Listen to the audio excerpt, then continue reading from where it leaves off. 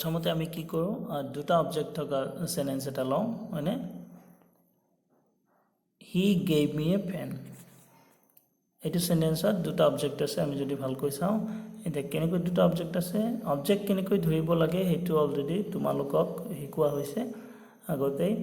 গতিকে কাক আৰু কি বুলি ভাৰ্বক প্ৰশ্ন কৰিলে যি উলাই এইটা অবজেক্ট হয় হয়নে এতিয়া আমি ইয়াতে চাওঁ ভাৰ্বটো হল গেভ হি গেভ তেও দিছিলে কাক দিছিলে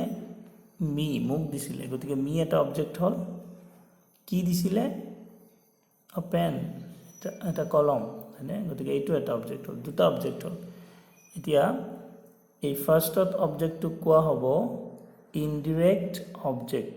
হয়নে মনত ৰাখিবা এই ফাৰ্ষ্টত যেটো অবজেক্ট আছে যেটো সাধাৰণতে কোনো মানুহ হয় বা কোনো জীৱ-জন্তু হ'ব পাৰে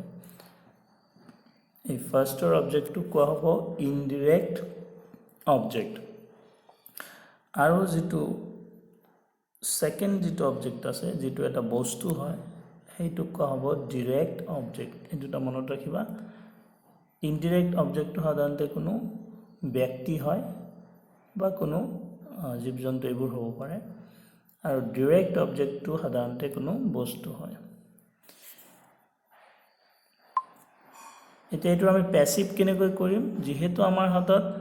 দুটা অবজেক্ট আছে গতিকে আমাৰ হাতত দুটা অপচন আছে আমি ইনডিৰেক্ট অবজেক্টক প্ৰথমতে আনিও প্যাসিভ কৰিব পাৰো আকৌ ডাইৰেক্ট অবজেক্টক প্ৰথমতে আনিও প্যাসিভ কৰিব পাৰো দুটাই শুদ্ধ হ'ব কৰিলে আমি এটা এটাকে চাওঁ প্ৰথমতে আমি ইনডিৰেক্ট অবজেক্টক ফাৰ্ষ্টত আনো তেনেহলে কি হ'ব চাওঁ কি হল মিক আমি ফাৰ্ষ্টত আনিছো ইনডিৰেক্ট অবজেক্টক মিটো আহি কি হল আই তাৰপিছত যেহেতু ইয়াতে ভি টু আছে গেভ এই কাৰণে আহিছে was where I was next কি আহিছে gave ভাৰ্বৰ past participle লাগে আমাক v3 হয়নে ফৰ্মুলা মতে v3 গতিকে given to আহিছে v3 তাৰ পিছতে আহিছে open এইটো মনত ৰাখিব লাগিব তোমালোকে এটা অবজেক্টক তুমি ফাৰ্ষ্টত আনিলা মিটো ফাৰ্ষ্টত আনিলা আৰু যে এটা অবজেক্ট ৰৈ গল open সেই অবজেক্টটোক কিন্তু তুমি এই v3 ৰ পিছত আনিব লাগিব মনত থাকিবনে এটা অবজেক্টক তুমি এই যে open আছে এইটোক তুমি কোত আনিব লাগিব v3 ৰ পিছত গতিকে দুটা অবজেক্ট থাকিলে এটা অবজেক্ট আহিব প্ৰথমতে আৰু এটা অবজেক্ট কোত আহিব v3 ৰ পিছত আহিব এইখিনি মনত ৰাখিবা তেতিয়ালে হৈ গল তাৰ পিছত কি আছে বাই আহিছে আৰু লাষ্টত হিটো আহি হিম আহিছে হৈ গল এইটো এতিয়া আমি আকৌ এইটোকো ফাৰ্ষ্টত আনিব পাৰো মানে ডাইৰেক্ট অবজেক্টকো প্ৰথমতে আনি ভয়েস চেঞ্জ কৰিব পাৰো তেনেকৈ কৰিলে কি হ'ব সেন্টেন্সটো আমি চাওঁ এইবাৰ কি কৈছো মই এ পেন যেটো ডাইৰেক্ট অবজেক্ট আছে সেইটো প্ৰথমতে আনিছো একেই আ পেন তাৰ পিছত v2 কাৰণে was where আহিছে তাৰ পিছত ভাৰ্বৰ past participle আহিছে তাৰ পিছত মই তোমাক কি কলো যে ভাৰ্বৰ past participle ৰ পিছত কি কৰিব লাগিব এটা অবজেক্ট যে ৰৈ গল হেইটোক আনিব লাগিব কিন্তু মনত ৰাখিবা যে যদি আমি ইনডিৰেক্ট অবজেক্টক v3 ৰ পিছত আনো তেনেহলে তাৰ আগত সাধাৰণতে আমি কি কৰো এটা টু প্ৰিপজিশন লগাই দিও মানে অৱশ্যে এইটো নলগালেও তোমালোকৰ কাৰেক্ট হ'ব যে হক ইনডিৰেক্ট অবজেক্টটো যদি আমি আনো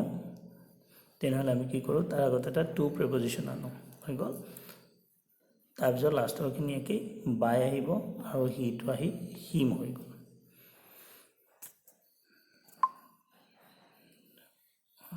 more example law my mother told me a story একে ইয়াতো কি আছে মি এটা অবজেক্ট আৰু a story এটা অবজেক্ট ইয়াতে কি কৰিব পাৰো ইয়াতে মি টু হল ইনডিৰেক্ট অবজেক্ট আৰু a story টু হল ডাইৰেক্ট অবজেক্ট প্ৰথমতে আমি ইনডিৰেক্ট অবজেক্টটো সাবজেক্ট বনা মানে প্ৰথমতে আনিলে কি হয় চাও ইনডিৰেক্ট অবজেক্টটো আমি ফাৰ্ষ্টত আনিছো আই তাৰ পিছত v2 কাৰণে was তাৰ পিছত ভাৰ্বৰ past participle আহিছে told ভাৰ্বৰ past participle v3 ৰ পিছতে কি কৰিব লাগে যেটো অবজেক্ট ৰৈ যায় হেইটো আনিব লাগে হয়নে দুটা অবজেক্ট আছে এটা ফাৰ্ষ্টত আনিম এটা v3 ৰ পিছত থৈ দিম হৈ গ'ল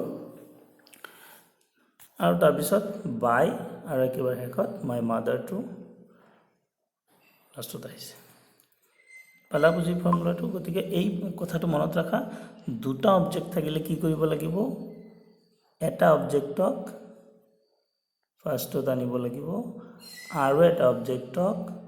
v3 ৰ পিছত হ'ব লাগিব মনত থাকিব কথাটো হৈ গ'ল এতিয়া আমি ইয়াতে প্ৰথমতে ইনডিৰেক্ট অবজেক্টক সাবজেক্ট বনাইছো এবাৰ আমি এই ষ্টৰিক যদি ফাৰ্ষ্টত আনো তেনেহলে কি হ'ব চাও a story একেদৰে তাৰপিছত v2 কাৰণে was where v3 আহিল told তাৰপিছত এই me to থৈ দিলো ইয়াতে v3 পিছত কিন্তু এইটোৰ আগত ইনডিৰেক্ট অবজেক্টটো থৈ দিলে তাৰ আগত এটা to প্ৰিপজিশন আনো আমি আনিছো to তাৰপিছত by আৰু my mother to লাষ্ট পালানে বুজি এতিয়া আমি কেইটামান ভাৰ্ব চাও যিবোৰৰ লগত সাধাৰণতে কি হয় দুটা অবজেক্ট হ'ব পাৰে এইবোৰ কিছুমান ভাৰ্ব যাৰ লগত সাধাৰণতে দুটা অবজেক্ট বহিব পাৰে অৱশ্যে ইয়াৰ বাহিৰে আৰু বহুতো ভাৰ্ব আছে যিবোৰৰ লগত দুটা অবজেক্ট বহিব পাৰে তোমালোকে এইকেইটা মুখস্থ কৰাৰ একো দৰকাৰ নাই জাস্ট মই তোমালোকৰ দেখুৱাৰ কাৰণে দিছো এইবোৰ ভাৰ্বৰ লগত সাধাৰণতে দুটা অবজেক্ট হ'ব পাৰে গতিকে দুটা অবজেক্ট থাকিলে এইটোৱেই কথা বেলেগ একো নাই এটা অবজেক্টক তুমি ফাৰ্ষ্টত আনিবা আৰু এটা অবজেক্টক তুমি v3 ৰ পিছত থৈ দিবা হৈ গ'ল এতিয়া আমি কমপ্লিমেন্ট থকা বাক্য চাওঁ প্ৰথমতে আমি চাওঁ অবজেক্ট কমপ্লিমেন্ট মানে কমপ্লিমেন্ট সাধাৰণতে দুই ধৰণৰ হয় সাবজেক্ট কমপ্লিমেন্ট আৰু অবজেক্ট কমপ্লিমেন্ট ইয়াতে আমি অবজেক্ট কমপ্লিমেন্ট বুজিবৰ কাৰণে চেষ্টা কৰিম দুটামান সেন্টেন্স লৈ আমি প্ৰথমতে এটা সেন্টেন্স লৈছো উই মেড হিম ক্যাপ্টেন অৰ্থাৎ আমি মেড মানে বনাইছিলো আমি বনাইছিলো হিম তেওঁক আমি তেওঁক বনাইছিলো কি বনাইছিলো ক্যাপ্টেন বনাইছিলো হয়নে আমি তেওঁক ক্যাপ্টেন বনাইছিলো এতিয়া এই সেন্টেন্সটো যদি আমি ভালকৈ লক্ষ্য কৰো তেনেহলে আমি দেখিম যে ইয়াতে যেটো ক্যাপ্টেন ওয়াৰ্ডটো আছে এই ওয়াৰ্ডটো যদি আমি ইয়াৰ পৰা নোহোৱা কৰি দিও যদি আমি এই ওয়াৰ্ড বাদ দি দিও তেনেহলে বাকিখিনি সেন্টেন্সৰ কিবা অৰ্থ থাকিবনে উই যদি ক্যাপ্টেনটো আমি বাদ দিও তেনেহলে কি হ'ব উই মেড হিম আমি তেওঁক বনাইছিলো কিবা অৰ্থ হ'ব জানো আমি তেওঁক বনাইছিলো এটো কিবা অৰ্থ হ'বনে নহব মানে আমি তো কি বনাইছিলো হেতু দিব লাগিব তেতিয়াহে বাক্যটোৰ অৰ্থ কি হ'ব কমপ্লিট হ'ব সম্পূৰ্ণ হ'ব গতিকে এই বাক্যৰ অৰ্থটো কমপ্লিট কৰিবৰ কাৰণে কি লাগিব ক্যাপ্টেন শব্দটো লাগিব মানে গতিকে ক্যাপ্টেন শব্দটো কি কৰিছে বাক্যৰ অৰ্থটো কমপ্লিট কৰিছে সেই কাৰণে এই ক্যাপ্টেন ওয়াৰ্ডটো হ'ব কমপ্লিমেন্ট মানে আৰু এই ক্যাপ্টেন ওয়াৰ্ডটোৱে কাক বুজাইছে হিমক বুজাইছে সেই কাৰণে এটো হল অবজেক্ট কমপ্লিমেন্ট এই বাক্যটোত হিম হল অবজেক্ট মানে আমি বনাইছিলো কাক বনাইছিলো হিম তেওঁক বনাইছিলো গতিকে অবজেক্ট হ'ব হিম আৰু কমপ্লিমেন্ট হ'ব ক্যাপ্টেন এতিয়া ইয়াতে কমপ্লিমেন্ট এটা ওয়াৰ্ড আছে কমপ্লিমেন্ট এটাতকৈ বেছি ওয়াৰ্ড হ'ব পাৰে আমি আৰু এটা যদি এক্সাম্পল চাওঁ they elected him তেওঁলোকে elected নিৰ্বাচন কৰিছিল him তেওঁলোকে নিৰ্বাচন কৰিছিল কি নিৰ্বাচন কৰিছিল secretary of the club ক্লাবৰ secretary ক্লাবৰ সম্পাদক হিচাপে নিৰ্বাচন কৰিছিল তেওঁলোকে ক্লাবৰ secretary হিচাপে নিৰ্বাচন কৰিছিল এতিয়া ইয়াতে যদি ক্লাবৰ সেক্ৰেটাৰীটো বাদ দি দিও এইখিনি যদি আমি বাদ দি দিও তেনেহলে এইখিনি সম্পূৰ্ণ অৰ্থ নহব গতিকে এটো হ'ব কমপ্লিমেন্ট তে বুজি পালা কমপ্লিমেন্ট কি এটা আমি কমপ্লিমেন্ট থকা বাক্যক আমি কেনেকৈ প্যাসিভ কৰিব লাগে হেতু আমি চাও প্ৰথম সেন্টেন্সটোৱে আমি উদাহৰণ হিচাপে লৈছো উই মেড হিম ক্যাপ্টেন গতিকে ইয়াত আমি চাইছিলো উই টু হল সাবজেক্ট মেড ভার্ব হিম টু হল অবজেক্ট আৰু ক্যাপ্টেন টু হল কমপ্লিমেন্ট তেনেহলে প্ৰথমতে কি হ'ব হিম টু ফাৰ্ষ্টত আহিব হয়নে হিম টু ফাৰ্ষ্টত আহিলে কি হ'ব হি তাৰপিছত ইয়াতে আছে V2 গতিকে V2 থাকিলে কি হয় was where he was next আহিব কি V3 হয়নে গতিকে made make ভাৰ্বৰ V2 হল made V3 হল একেই made he was made তাৰ পিছতে কি কৰিব লাগিব এটা V3 ৰ পিছতে তুমি কি কৰিব লাগিব কমপ্লিমেন্টটো আনিব লাগিব ক্যাপ্টেন মনত ৰাখিবা এইটো যেনেকৈ দুটা অবজেক্ট থাকিলে এটা অবজেক্ট তুমি কি কৰিব লাগে ফাৰ্ষ্টত আনিব লাগে আৰু এটা অবজেক্ট V3 ৰ পিছত আনিব লাগে তেনেকৈ ক্যাপ্টেন ইয়াতে যেটো কমপ্লিমেন্ট আছে এইটো কি কৰিব কমপ্লিমেন্টটো তুমি V3 ৰ পিছত আনিব লাগিব গতিকে আমি আনিলো ক্যাপ্টেন তাৰ পিছত আহিব বাই আৰু লাষ্টত উইটো আহি কি হ'ব us কি হল he was made captain by us he was made captain by us আৰু এটা বাক্য চাও আমি they elected him secretary হয়নে একেই him to ফাৰ্ষ্টত আহিব তেনে সেন্টেন্সটো কি হ'ব him to প্ৰথমতে আহিছে he V2 কাৰণে was where আহিছে তাৰপিছত ভাৰ্বৰ past participle আহিছে elected V3 হয়নে V3 ৰ পিছতে কি কৰিবা তুমি V3 ৰ পিছতে তুমি আনিব লাগিব কমপ্লিমেন্টটো যেটো কমপ্লিমেন্ট আছে এটো V3 ৰ পিছত আহিব সেক্ৰেটাৰী তাৰপিছত বাই আৰু লাষ্টত দেটো আহি দেম হৈ গ'ল পাৰনে বুজি গতিকে নিয়মটো প্ৰায় দুটা অবজেক্ট থাকিলে যেনেকুৱা হয় একেই তুমি প্ৰথমটো কি কৰিব লাগিব ফাৰ্ষ্টত সাবজেক্টৰ ঠাইত আনিব লাগিব আৰু যেটো কমপ্লিমেন্ট ৰৈ গ'ল হেইটোক আমি V3 ৰ পিছত আনিব লাগিব এতিয়া এইবোৰ কিছুমান ভাৰ্ব সাধাৰণতে যিবোৰৰ লগত কি হয় কমপ্লিমেন্ট থাকে বা থাকিব পাৰে এইবোৰৰ বাহিৰেও আৰু বহুতো ভাৰ্ব আছে কিন্তু এইবোৰ কিছুমান ভাৰ্ব যিবোৰ তোমালোকৰ এক্সামৰ পাৰপাজৰ কাৰণে ইম্পৰ্টেন্ট হয় আৰু সাধাৰণতে আহি থাকে গতিকে এই ভাৰ্ব কেইটা তোমালোকে পাৰিলে মনত ৰাখিবৰ কাৰণে চেষ্টা কৰিবা এইবোৰৰ লগত কমপ্লিমেন্ট আহিব পাৰে মেক ইলেক্ট যেনেকৈ ইয়াতে পালো আমি select call create consider find name এনেকুৱা ধৰণৰ ভাৰ্ববোৰৰ লগত সাধাৰণতে